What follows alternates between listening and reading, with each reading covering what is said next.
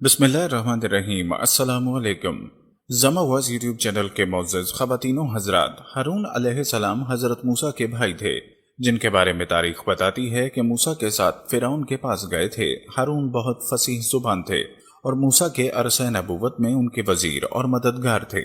हारून मूसा से 3 बरस उम्र में बड़े थे और रिवायात के मुताबिक जब मूसा के हमरा फ़िरौन से गुफ्तगू के लिए गए तो उस वक्त उनकी उम्र 83 बरस की थी। हारून सरजमीन फ़लस्तीन के मुकाम कोह में उस जहान फ़ानी से रुखसत हुए। फ़िरौन ने एक भयानक ख्वाब देखा जिसकी ताबीर नजूमिया ने बताई कि तेरी हुकूमत का ज़वाल एक इसराइली लड़के के हाथ होगा। फ़िरौन ने इस खौफ से यह हुक्म दिया कि इसराइली लड़कों को कत्ल कर दिया जाए और लड़कियों को छोड़ दिया जाए। फिर इसी खौफ से कि आइंदा उसकी गुलामी कौन करेगा, हुक्म दिया कि 1 साल लड़कों को जिंदा रखा जाए और दूसरे साल खत्म कर दिया जाए। चुनाचे जिस जमाने में बच्चों को छोड़ देने का हुक्म था, उस जमाने में हजरत हारून अलैहिस्सलाम पैदा हुए। कुरान करीम में हजरत हारून अलैहिस्सलाम का जिक्र हजरत मूसा के साथ बेशुमार मुकामात में आया है।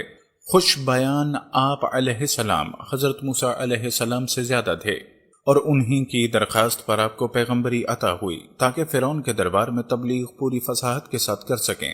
अल्लाह रब्बुल इज़्ज़त सूरह इनाम में इरशाद फरमाते हैं, और हमने इब्राहीम को इसहाक और याकूब अता किए, हर एक को हमने हिदायत दी, और नूह को हमने पहले ही हिदायत दी थी, और उनकी औलाद में दाऊद, सुलेमान, अय्यूब, यूसुफ, मूसा और हारून को भी, और इसी तरह हम नेक काम करने वालों को बदला देते हैं। इसी तरह अल्लाह रब्बुल इज़्ज़त सूरह साफ़ात में भी बयान फरमाते हैं, और बेशक हमने मूसा और हारून पर भी एहसान किया।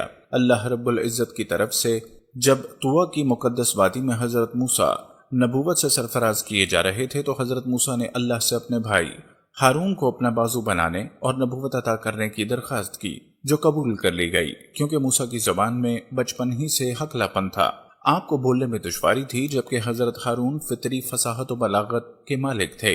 इसी तरह हारून अलैहिस्सलाम को भी नबूवत अता हुई। इस मुकालमे को अल्लाह रब्बुल इज़्ज़त सूरह तौहा में बयान फरमाते हैं, और मेरे लिए मेरे खानदान ही के एक फर्द को मददगार मुकर्रर कर दीजिए, यानी हारून को जो मेरे भाई हैं, उनके जरिए मेरी ताकत मजबूत कर दीजिए और उनको मेरा शरीके कार बना दीजिए ताकि हम कसरत से आपकी तस्बीह करें। अल्लाह ने फरमाया, मूसा तुमने जो कुछ मांगा है तुम्हें दे दिया गया। तुम और तुम्हारे भाई दोनों मेरी निशानियां लेकर जाओ और मेरा जिक्र करने में सुस्ती न करना। दोनों फिरौन के पास जाओ, वो हद से आगे निकल चुका है। दोनों भाई फिरौन के दरबार पहुंचे और खुदाई पैगाम उसको पहुंचाया कि अल्लाह वहदहू ला शरीक की इबादत करो और बनी इसराइल पर ज़ुल्म सितम न करो, मगर वो ना माना और मजीद सरकशी पर उतर आया। हजरत मूसा अलैहिस्सलाम ने अल्लाह ताला के अता करदा मोजज़ात का जिक्र किया ताकि हक को सदाकत को कबूल करे। उसने आपको जादूगर करार दिया और दरबार के बड़े बड़े जादूगरों को जमा करने के मुकाबले का फैसला किया, मगर हक के आगे बातिल की ना चल सकी, और मुकाबले के बाद तमाम जादूगरों ने हजरत मूसा अलैहिस्सलाम के हक में फैसला दिया और दावत हक को कबूल किया। जब फिरौन ने देखा कि जादूगर इस्लाम ला चुके और तमाम लोग हजरत मूसा और हजरत हारून का अच्छे औसाफ के साथ जिक्र कर रहे हैं तो उसने धमकियां दी। फिरौन के मजालिम मजीद बढ़ गए तो अल्लाह ने मूसा को वहां से निकल जाने का हुक्म दिया। हजरत मूसा और हजरत हारून बनी इसराइल को लेकर बहरे कल्जुम की तरफ चले। अल्लाह रब्बुल इज़्ज़त इस वाक़े को सूरह शुअरा में बयान फरमाते हैं, चुनांचे हमने मूसा के पास वही भेजी कि अपनी लाठी समुंदर पर मारो। बस फिर समुंदर फट गया और हर हिस्सा एक बड़े पहाड़ की तरह खड़ा हो गया। मूसा ने दरिया पर रसा मारा तो खुश्क रास्ता निकल आया और बनी इसराइल उस पर चलते हुए दरिया पार चले गए।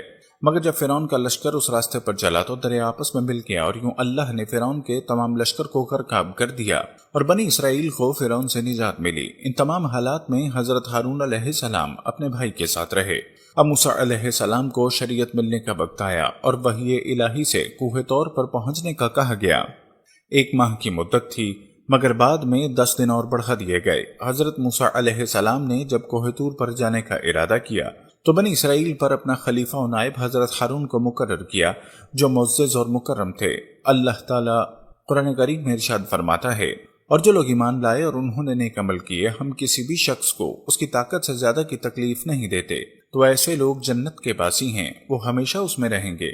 इसी असला में एक अजीब और गरीब वाक़या पेश आया। जिन दिनों हजरत मूसा अलैहिस्सलाम कोहे तूर पर मोतकफ थे, सामरी ने आपकी गैर मौजूदगी को गनीमत जाना और ये फितना बर्पा कर दिया कि उसने बनी इसराइल के सोने चांदी के जेवरात को मांग कर पिघलाया और उससे एक बछड़ा बनाया।